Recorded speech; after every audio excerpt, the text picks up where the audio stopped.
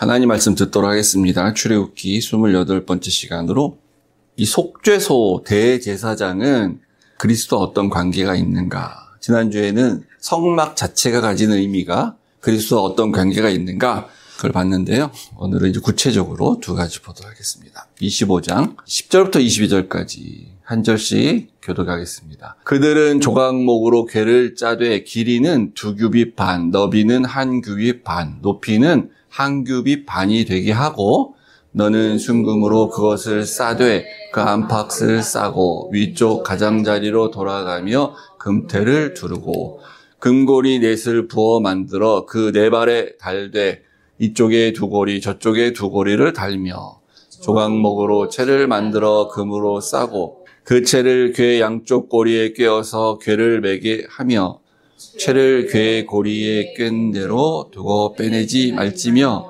내가 내게 줄 증거판을 궤 속에 둘지며 17절 읽으세요. 순금으로 속죄소를 만들 때 길이는 2규빗 반, 너비는 1규빗 반이 되게 하고 금으로 그룹 둘을 속죄소 두 끝에 쳐서 만들되 한 그룹은 이 끝에 또 한 그룹은 저 끝에 그 속죄소 두 끝에 속죄소와 한 덩이로 연결할지며 그룹들은 그 날개를 높이 펴서 그 날개로 속죄소를 덮으며 그 얼굴을 서로 대하여 속죄소를 향하게 하고 속죄소를 궤 위에 얹고 내가 내게 줄 증거판을 궤 속에 넣어라. 거기서 내가 너와 만나고 속죄소 위 곧 증거궤 위에 있는 두 그룹 사이에서 내가 이스라엘 자손을 위하여 내게 명령할 모든 일을 내게 이르리라. 30절 읽으세요. 겉옷을 전부 청색으로 하되 두 어깨 사이에 머리 들어갈 구멍을 내고 그 위에 갑옷 깃같이 깃을 짜서 찢어지지 않게 하고 그곳 가장자리로 돌아가며 청색, 자색, 홍색 실로 성류를 수놓고 금방울을 간격을 두어 달되 그 가장자리로 돌아가며 한 금방울, 한 성류, 한 금방울, 한 성류가 있게 하라. 아론이 입고 여호와를 섬기러 성소에 들어갈 때와 성소에서 나올 때에 그 소리가 들릴 것이라. 그리하면 그가 죽지 아니하리라. 아멘. 하나님 아버지 감사합니다. 하나님께서 우리를 위해서 계획하시고 이루셨던 이 구원은 그냥 한순간에 즉흥적으로 된 것이 아니고 오래전부터 이렇게 하나님의 계획 가운데 있었으며 성막을 통해서도 확실하게 드러나는 것을 우리가 보게 됩니다. 이 큰 은혜를 우리가 출애굽기의 말씀을 들으면서 오늘 동일하게 하나님의 은혜를 받게 하여 주시옵소서. 예수님 이름으로 기도했습니다. 아멘. 지난주에 이어서 이제 성막과 관련된 말씀을 듣고 있는데요. 성경에 나온 대로 이렇게 만들어 보니까 이런 모양이 됩니다. 여기 이제 내부 구조 그 사진 제공을 한 거였는데 지난주에 말씀드렸죠. 여기 들어가면 여기 이제 성소가 있고 그리고 이 커튼이 이렇게 하나 있어요. 그리고 그 안에가 지성소인데 그 커튼을 뭐라 그러냐면 휘장이라고 부릅니다. 휘장. 커튼이에요. 성소와 지성소를 이렇게 나누고 있는 굉장히 두꺼운 여러 겹으로 된 천입니다. 일종의 커튼이죠. 근데 요게 예수님이 십자가에서 달려서 돌아가셨을 때 저 혼자 저절로 찢어졌어요. 그러니까 하나님이 찢으신 거죠. 성경의 기록에 의하면 위에서부터 아래로 이렇게 찢어졌다. 그러니까 사람이 찢은 게 아니고 이건 하나님의 능력으로 찢은 거다. 그래서 의미는 이제 대제사장만 들어가는 곳이 아니고 요 지성소는 모든 사람은 다 들어갈 수 있다라는 그런 뜻이에요. 그걸 좀 잘 기억하시고요. 그래서 이 성막을 이제 만들라고 하신 이유가 이제 22절에 거기서 내가 너와 이제 앞으로 만날 거고 그리고 내게 명령할 모든 일들 이런 걸 내가 거기서 이제 얘기하겠다. 그래서 이제 고정된 장소를 하나님이 주시게 되는 겁니다. 그래서 우리가 봤듯이 성막은 모형이라 그랬어요. 원형의 모형. 그러니까 원형은 뭐냐? 하늘나라에 있는데 그걸 신약에 와서 보니까 구체적으로 봤더니 그 원형은 바로 예수님, 예수 그리스도 자신을 가리키는 것이다. 그러니까 이 성막은 예수 그리스도를 가리키는 거기 때문에 예수 그리스도와 굉장히 이제 밀접하게 돼 있고 예수 그리스도가 하신 일들 이런 거 모든 게 이제 밀접하게 관련이 되어 있다는 거죠. 그래서 그림자라고 했기 때문에 우리는 실체를 알아요, 이미. 이때 사람들은 실체를 모르니까 어쩔 수 없는데, 우리는 실체가 예수님인 걸 알아요. 그 예수님의 하신 일에서 성막이 왜 이런 게 필요했고 이랬구나라는 걸 깨닫고, 그걸 가지고 이 성막을 지금 다시 해석을 해야 되는 거예요. 그래야 이게 그림자만 보고는 이게 말인지 손지 길인지 알 수가 없는데, 아니 그림 비춰진 실체를 딱 보면 알잖아요. 그게 말인지 손지. 그래서 정확히 알 수 있다 이겁니다. 그러면 이제 성막이 중요한 건데, 성막 자체가 중요한 건데, 하나님의 신전이니까 거기서도 가장 중요한 데가 어디냐? 그 가장 중요한 데를 꼽으라 그러면 그 지성소입니다. 근데 그 지성소 안에서도 특별히 그 속죄소라고 말하는 것, 그게 중요한 거예요. 그리고 그러면 이 성막에서 또 가장 중요한 사람은 누구냐? 그럼 말할 것도 없이 바로 대제사장입니다. 그래서 우리가 이 속죄소와 대제사장이 예수님과 어떤 관계가 있나 오늘 보게 됩니다. 그 속죄소와 법궤 이거 설명을 드릴게요. 그거를 이렇게 이제 설명대로 성경에 나온 대로 만들어 본 겁니다. 만들면 이렇게 돼요. 그래서 요거를 이게 전체를 보통 법궤라고 부르긴 한데 원래 구분해야 됩니다. 각각에 있어요. 그래서 법궤는 요 밑에 요 상자, 요게 법궤고, 그게 다 법궤긴 한데, 그리고 요 위에 뚜껑, 이 덮는 뚜껑이 있죠? 요게 속죄소예요. 여기 이제 요 천사 모양의 조형물까지 해서. 그러니까 이게 속죄소, 그러니까 장소를 얘기하잖아요, 장소. 뭐 속죄 뚜껑 이렇게 얘기하지 않고. 그래서 하나님께서 이걸 구분해서 제작을 따로따로 얘기를 하십니다. 그래서 이제 아까 읽었던 이제 10절부터 16절까지 법궤를 어떻게 만들라라는 게 간단하게 나오는 건데, 이 크기가요, 길이가 2규빗 반, 너비는 1규빗 반. 규빗은 성인 남자, 저 같은 남자, 성인 남자의 요 팔꿈치 여기서부터 이 제일 긴 손가락까지, 여기서부터 여기까지 길이입니다. 대충 여기까지 1규빗이에요. 그러니까 평균적으로 그렇다는 거예요. 그러니까 이제 그 당시 정확한 자가 없으니까. 그래서 길이가 2규빗 반이란 건요, 이 밑에 궤는, 이 법궤는, 나무 위에다, 이 조각목 위에다가 순금으로 이렇게 덮은 거예요. 순금으로 이렇게 얇게 펴갖고 나무에다 붙인 겁니다. 도금 같은 거 한 거예요, 일종의 나무에다. 그 위에 뚜껑, 그러니까 속죄소, 속죄소라 그러는데 이 뚜껑은 당연히 사이즈가 같아야 되겠죠. 넓이랑 길이는. 그래서 똑같이, 사이즈는 똑같아요. 네, 2규빗 반, 넓이는 1규빗 반. 근데 이거는 순금이에요. 뚜껑 자체가 전체가 금입니다. 그러니까 무게가 꽤 나가는 거죠.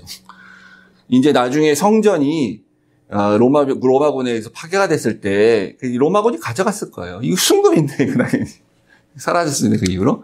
그리고 그 위에 있는 천사 모양을 형상한 그게 그룹입니다. 그룹은 천사의 이름이에요. 그게 이제 그것도 순금으로서 이렇게 만든 거예요.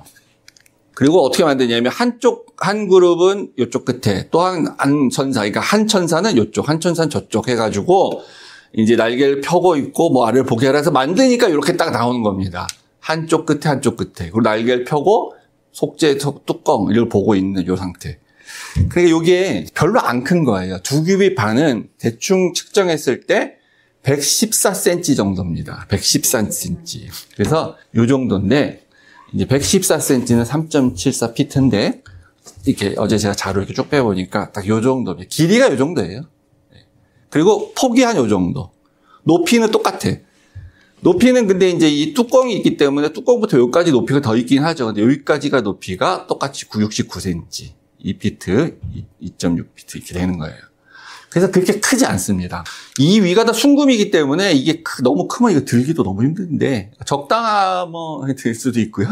저는 옛날에 이게 아론의 쌍난 지팡이가 들어가 있다 그래가지고 아론의 쌍난 지팡이 최소한 한 이 정도 될 거 아니에요. 영화 보면은 이스라엘 목자들 지팡이가 키보다도 크잖아 이렇게.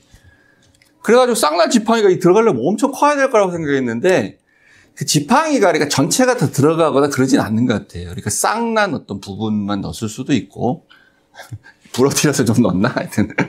그러니까 이 그대로 보면 이렇게 크지 않습니다. 근데 요거를 속죄소, 그러니까 이 소자가 장소할 때 소자예요. 어떤 이 장소를 말하는 거예요. 단순히 뚜껑이 아니라 이게 이제 우리 성경에 속죄소로 되어 있는데 이제 그냥 덮개란 뜻에서 이게 속죄의 덮개란 뜻에서 영어 성경에 이렇게 쓰기도 합니다.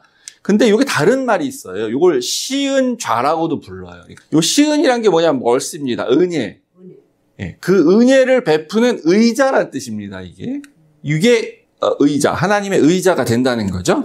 그래서 그렇게 부르기도 합니다.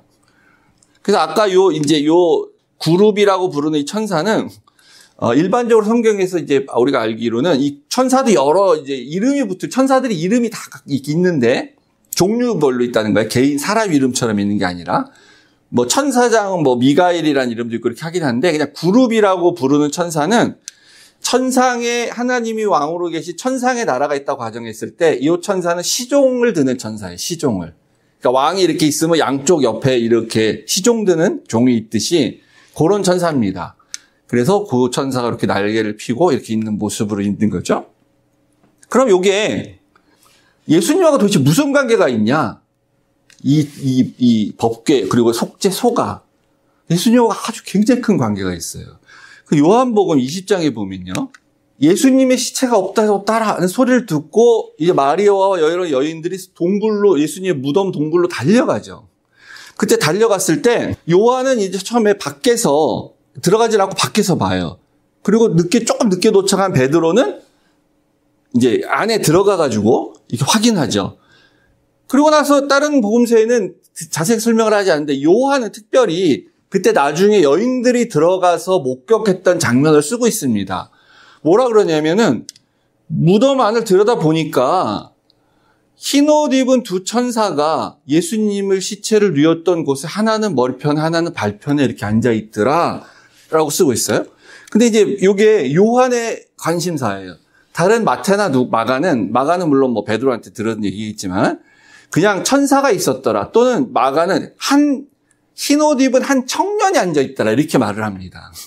근데 요한은 특별히 이게 천사라고 얘기를 하고 있고 그러고 그냥 앉아있는 게 아니라 예수님의 놓여있던 시체를 놓았던 곳에 하나는 머리 쪽에 하나는 발 쪽에 이렇게 있었다는 거예요. 그래서 요거를 그림으로 그리면 우리가 이제 이렇게 그냥 평범하게 그리면 이렇게 마리아랑 다른 여인이 와가지고 이렇게 젊은 천사 존재인 청년을 이렇게 목격한 거 이렇게 되는데 요거 아니고 요한의 기록대로 보면 그 그림이 거의 없더라고 찾으려고 그래요. 근데 요렇게 그려야 정상입니다.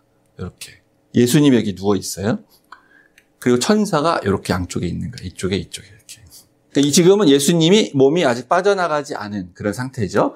예수님은 이제 부활하실 때 이 몸이 이렇게 막 시신을 쌌던 천을 막 풀어헤치고 나오신 게 아니고 목격자에 의하면 그냥 몸이 그대로 슉 빠져나온 것처럼 하고 천이 이렇게 그대로 이렇게 그냥 싼 상태로 가라앉아 있는 것처럼 그렇게 이제 묘사를 하고 있습니다. 그러니까 이거는 이제 몸이 빠져나가기 전인 것 같아요. 그때부터 이렇게 있었어요. 그러니까 요한이 그러니까 모세 오경에 대해서 아주 연구를 많이 하고 정통한 사람이었던 것 같아요. 요한복음이나 요한계시록을 보면 이 마리아와 여인들이 한 얘기를 딱 듣고 요한은 바로 속죄소를 딱 생각했던 거예요. 이 모습은 그 속죄소에 있었던 본 적이 없지, 요한도. 당연히. 요한이 살던 시대는 성전 안에 지성소로 들어가서 본 적이 없어요, 아무도. 그렇지만 이제 기록이 있는 거잖아요. 바로 요 모양이 이 모양이랑 똑같은 거구나. 이렇게 알고 그렇게 정확하게 쓴 겁니다. 그래서 우리가 요한복음 20장을 요한의 동굴 지성소, 신약의 동굴교회 이렇게 무덤교회 이렇게 부르기도 해요. 예수님이 실체라 그랬죠. 원형이라 그랬죠. 이건 그림자고 예수님의 그 무덤을 딱 봤더니 왜 하나님께서 이걸 이런 식으로 만들려고 이제 알게 된 거예요. 이게 바로 예수님의 죽음과 부활을 다 얘기하고 있고 여기서 그리고 예수님이 부활한 이후에 여기서 예수님께서 여기에 좌정하셔서 앉으셔서 그래서 이게 시은좌가 되는 겁니다. 멀시 시트가 되는 거예요. 여기 앉아서 이제 왕노릇 하시고 통치하실 거구나. 그래 그전에도 하나님이 내가 여기서 너희들에게 말할게 얘기했잖아. 너희들에게 할 말 알려줄게. 왕이 할 말을 알려주는 게 통치하는 거잖아요. 왜 그렇게 하셨나 생각해 봤더니 나중에 예수님이 거기서 죄도 사해 주시고 여기다 피를 뿌리는 이유도 그건 거예요. 거기서 예수님이 죄도 사해 주시고 그리고 예수님의 십자가와 죽음과 어떤 예수님의 희생제사 이 피 흘림 이게 다 여기서 이루어지려고 요렇게 만들려고 하셨구나 라고 이제 우리가 아는 겁니다. 정확하게. 그래서 여기를 이제 시은좌 이렇게 부르는 것도 알고 보니까 왜 그렇게 부르셨지 했더니 거꾸로 가서 보니까 이게 왜 의자가 되냐? 옛날에 이제 고대 시대에 최근 뭐 이제 중세대 근세도 그럴 수 있는데 왕들은 조금 특별한 의자에 앉았습니다. 왕이니까 당연히 그렇지. 그 용상이라 그러잖아요. 그래서 우리 사극 보면 왕이 앉아 있는 데를 용상이라 그래요. 용이 왕인데. 그래서 이게 용 이렇게 형상도 막 있고 왕이 의자 자체가 특별해. 신하들 거랑 비교가 안 되죠. 그래서 이제 이런 의자들을 이렇게 보게 되는데 이건 아마 유럽의 왕 같아요. 유럽의 왕.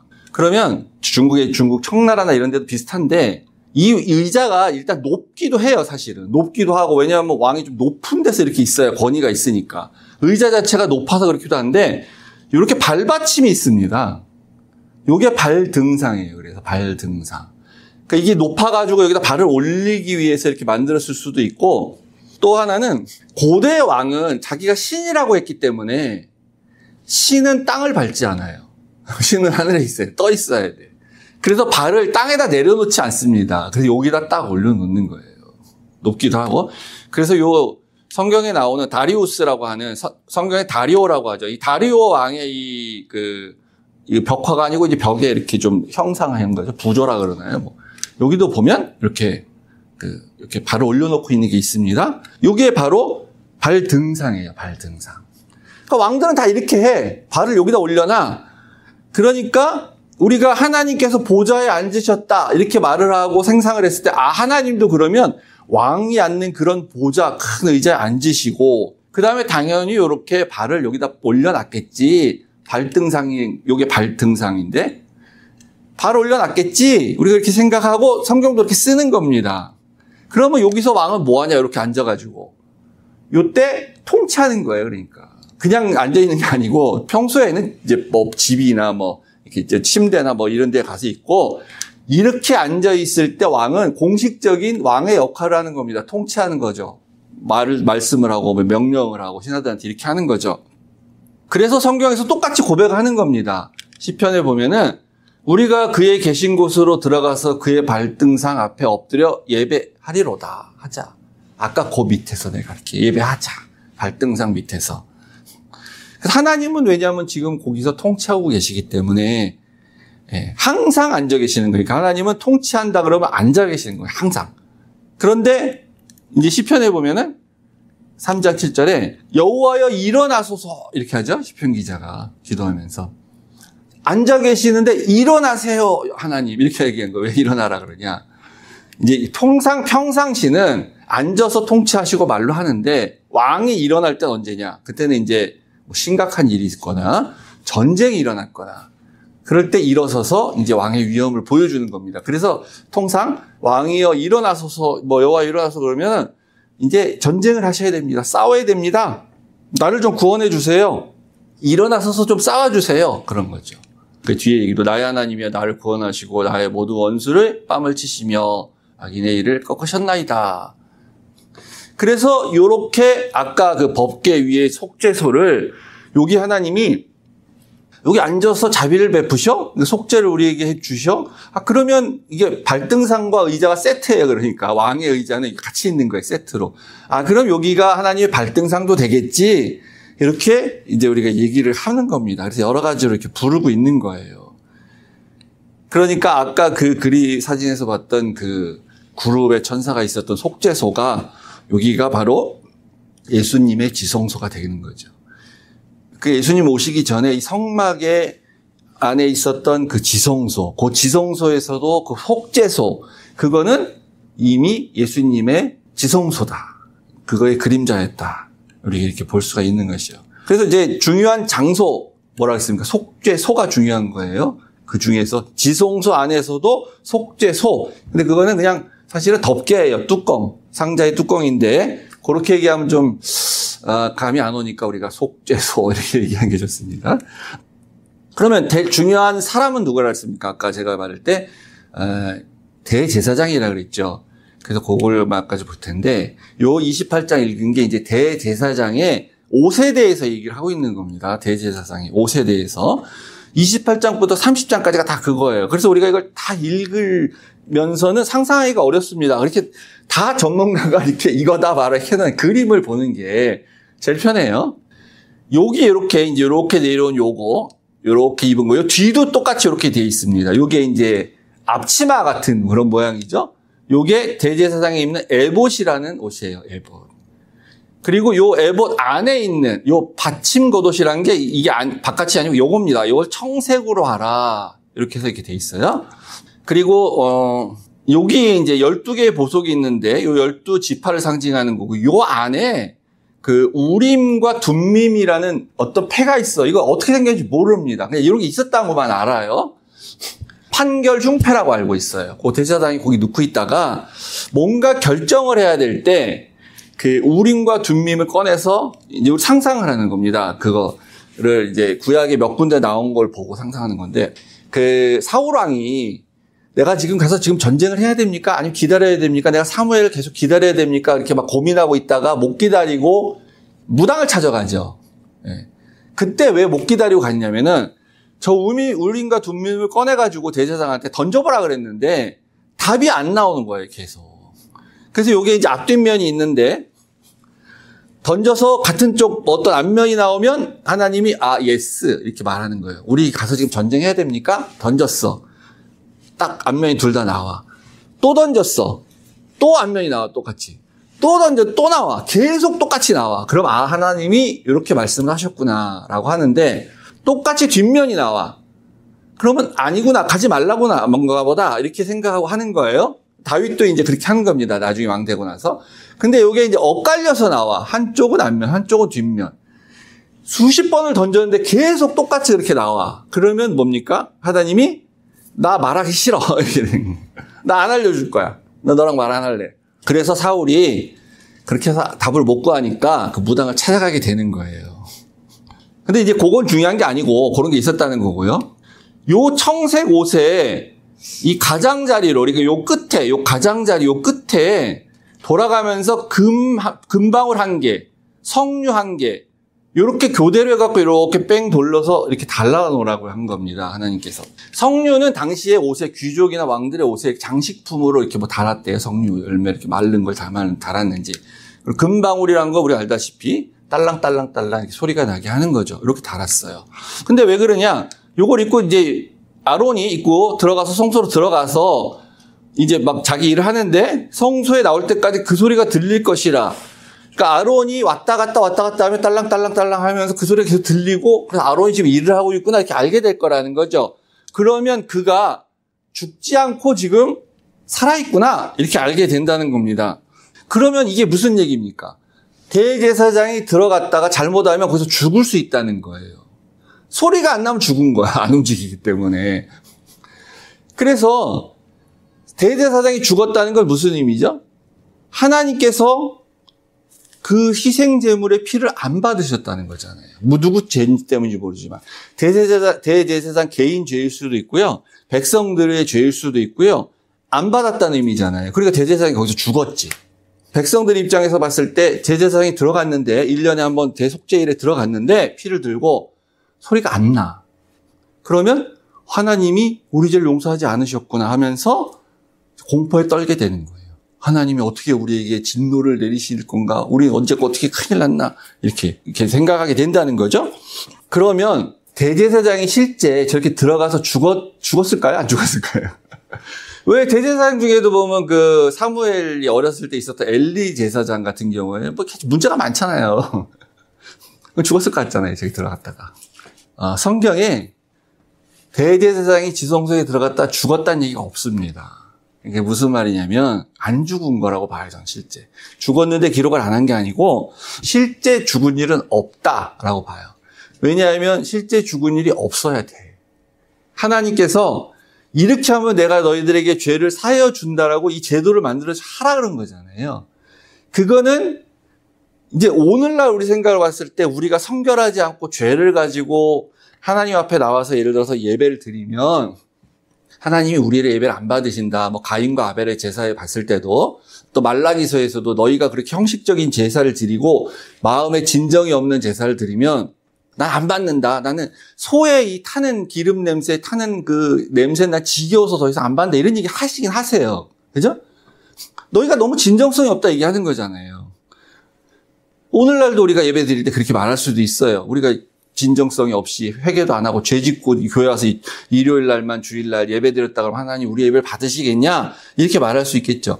근데 요 모든 이 일은 이렇게 옷도 만들려고 하고 이런 성막을 만들고 이렇게 해라 이렇게 제사드리라 하라는 건 뭐라 했습니까? 요 예수님의 다 그림자라 그랬죠. 그러니까 요거는 하나님이 무조건 다 받으시는 거예요. 이걸 만약에 안 받으시면 그럼 예수님의 희생제사도 하나님이 안 받으실 수도 있나? 요렇게 되잖아요. 그럼 안 되지요.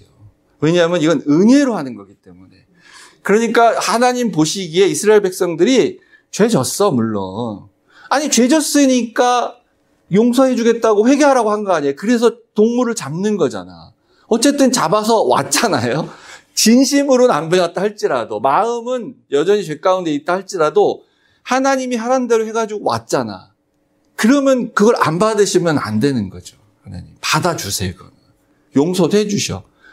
그러면 문제는 죄 가운데 있는 우리가 이스라엘 백성들이 회개를 해야 되는 거지. 아, 안 죽네? 대제사장이 안 죽네? 그래도 계속 그렇게 살아도 되겠네? 그렇게 하면 그러니까 이제 말라기서 같이 그때 되는 거예요. 그래서 너희들 너무 진정성이 없다. 이렇게. 백성들이 진정한 마음으로 드린다 아니할지라도 하나님이 받으신다. 그게 은혜인 거죠. 그러니까. 그래서 예수님이 하신 그 사역을 하나님이 100% 완전히 받으시게 되는 겁니다. 근데 이게 주는 메시지는 있어요. 만약에 대제사장이 들어가서 안 나왔다. 안 나온 적은 없었던 걸로 보이는데 다 나왔고 다 받으셨는데 근데 이 가능성은 있다는 거잖아요. 안 나왔다. 그러면 안 받으신 거예요. 죄를 용서 안 하신 거예요. 근데 실제 예수님이 자기의 피를 가지고 희생제사를 드려서 자기의 피를 가지고 이제 하늘에 있는 성소에 들어가셨잖아요. 우리 히브리서 본 거에 보면은 하늘에 있는 성소에 들어가셨다. 그러면은 예수님이 하늘에 있는 성소에 들어가서 그 피로 제사를 완성하시고 희생제사를 완성하시고 속죄하시고 요 모양대로라면 예수님이 다시 성소 밖으로 나와야 되겠죠. 그죠? 우리가 그 나오는 모습을 봐야 되죠. 그죠? 방울이 딸랑딸랑딸랑 흔들리는 소리가 들리면서 예수님이 이렇게 나와야 확실히 됐구나 이렇게 알 수 있을 거 아니에요.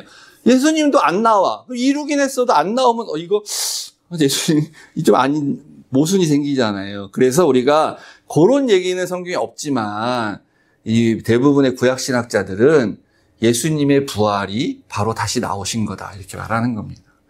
죽음으로 이 지성소에 들어가셔서 자기의 피로 희생제사를 완성하셨어요. 핏부림으로. 그리고 3일 만에 부활하심으로 다시 성소 바깥으로 예수님이 나오셨다. 그래서 다 이루었다 얘기하는 겁니다. 그래서 성경은 이거를 히브리서에서 예수님이 대제사장으로 오사, 그러니까 실체니까 구약의 모든 대제사장은 그냥 그림자인 거예요. 그래서 더 크고 온전한 장막으로 말미암아 자기죠. 이제 자기의 피로 12절 보세요. 자기의 피로 영원한 속죄를 이루사 단번에 성소에 들어가셨느니라. 그래서 이제 다 이루셨어요. 제가 어려서 교회 다닐 때 목사님이 자꾸 영단번 그래서 그 옛날에는 그런 찬송도 있었던 것 같은데 뭐 영단번 어쩌죠 이렇게 저게 뭔 말인가 영단번 이게 뭔 말인가 했는데 요즘에 우리가 이렇게 말을 세 글자 혹은 두 글자 다 줄여서 얘기하는 게 유행이지 않습니까? 그때부터 벌써 좀 약간 이런 게 있었던 거예요. 이게 영원한 속죄를 단번에 이루셨다. 그래서 줄여서 영단번으로 이루셨다. 이렇게 얘기하는 겁니다. 영단번. 영원한 속죄를 단번에. 이건 영원하게 효력이 있는데 한 번으로 끝났어. 단번에. 그 영어로 굳이 쓰면 영어에 이런 말인지 모르겠는데 요거 그러니까 한국식 신학용어입니다. 한국식 신학용어. 이터널 원스 이게 뭐 영어가 문법적으로 맞는지 모르겠어요. 찾아보니까 이렇게 쓰고 혹은 once for all 이렇게 의미는 같겠죠. 다 이루셔서 우리가 이제 예수님께 다 이루었기 때문에 그리고 아까 휘장이 찢어졌다 그랬죠. 누구나 다 들어갈 수가 있는 거예요. 성소에 들어갈 담력을 얻었다. 옛날에는 담력이 왜 필요했습니까? 옛날에 담력이 있어도 못 들어가요. 옛날에는 들어가면 죽어. 대제사장 외에는 들어갈 수가 없어요. 담력을 얻었다. 이제 들어가도 돼. 찢었으니까. 예수님이 완성하셨대잖아. 그러니까 이제 성전이 그 예수님 죽으시고 나서 바로 파괴가 되는 게 아니고 거의 한 40에서 50년 더 있습니다. 로마에 의해서 완전히 파괴되기 전까지. 그러면은 휘장은 찢어져 있으니까 거기를 수리를 했는지 모르겠지만 여전히 대제사장만 1년에 한 번 들어가고 겁내서 못 들어갔으면 구약에 있는 거고, 이거는 예수님이 이걸 다 이루신 거야. 그래서 그 나중에는 이거 다 들어가도 돼. 그러고 막 들어가. 근데 못 들어가게 했겠지, 대제사장들이. 아무래도. 당연히 가면 안 된다. 이렇게 했겠죠. 그래서 우리를 위하여 휘장 가운데 열어놓으신 새 살 길을 열어놓으셨다. 그래서 거기 들어가야 돼. 우리가 담력을 해가지고 들어가야 돼. 그러면 이제 원래는 그런 행위를 하지 않아도 되지만 이 표현상 그렇습니다. 그때 우리가 마음에 이 핏부림을 받아서 악한 양심으로 벗어나서 뭐 이렇게 된다는 거죠. 하나님께 나아갈 수 있는. 그러니까 우리의 핏부림이 내가 담력을 가지고 휘장 안으로, 찢어진 휘장 안으로 들어가서 있을 때, 예수님이 이걸 다 이루셨구나. 있을 때 나에게 피가 뿌려진다는 겁니다. 그래야 핏부림을 받을 수 있는 거예요. 이게 다른 말로 하면 사실은 이제 구원의 확신이 있냐 이 말인데요. 그 말로만 하니까 뭐 이렇게 예수님은 이렇게 해서 우리 십자가 우리 죄를 위해서 십자가에서 죽으셨어. 당신은 그걸 믿냐? 그럼 저 믿습니다. 이렇게 말로만 하니까 정말 믿는지 안 믿는지 모르겠는데, 근데 이걸 다른 말로 하면요, 당신이 이 찢어진 휘장 가운데로 들어가서 지성소에 들어가서 예수님의 이 피를 뿌림 받았다고 생각하냐? 이거 똑같은 말인데 요거는 굉장히 리얼하죠. 내가 정말 그런 경험이 있나? 그러니까 상상은 할 수 있는데 이건 이제 상상을 하면서 내가 실제로 느껴야 되는 거예요. 그러니까 우리는 이거를 재현할 필요는 없어요. 목사가 여기다 이렇게 뭐 커튼 쳐놓고 들어오라 그래갖고 뭐 이렇게 포도주를 뿌리고 뭐 이렇게 해야 되는 게 아니에요. 그거는 완전히 필요도 하지 않고 잘못된 형식일 뿐인 거죠. 이거는 그냥 이 복음이란 게 그런 거예요. 그리고 하나님 말씀이란 게 그런 거예요. 이 말씀이 살아있기 때문에 예수님의 죽으심이란 건 이런 거야 라고 이 말씀을 들으면, 이 말씀을 들으면서 이 말씀이 살아서 운동력을 가지고 내 마음에 들어와서 내가 받은 그 구원이란 건 이런 거구나. 내가 이렇게 핏부림을 받은 거구나 하면서 전율을 느끼고 난 정말 피를 뿌림을 받은 것 같아. 난 정말 피 부음을 받은 것 같아. 나 실제 그렇게 한 것 같아. 한 적이 없는데. 꿈꾼 것도 아니고 상상이 아니고 내가 정말 그렇게 한 것 같아. 이렇게 느낄 수 있어야 되는 거예요. 그게 없으면 아직 구원 내가 받지 못한 거 아닌가? 내가 잘못 믿고 있는 게 아닌가? 이렇게 의심해 봐야 됩니다. 많은 사람들이 그게 없어요. 그러니까 저도 이런 걸 내가 한 적이 없죠. 당연히 우리 모두가.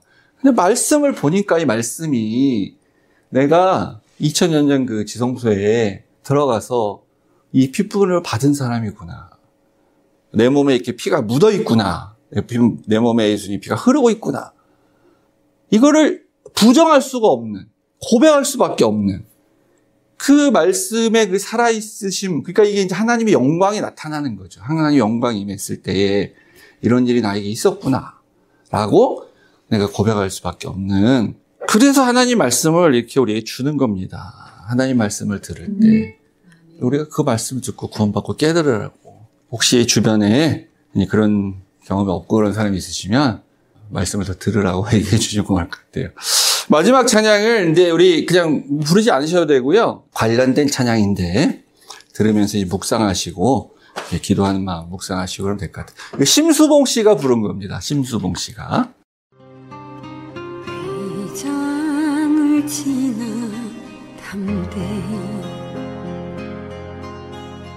주님의 보좌 앞에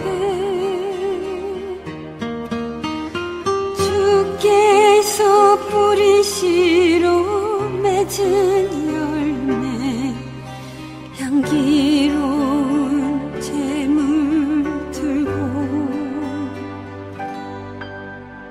우리 입술에 찬양 드리며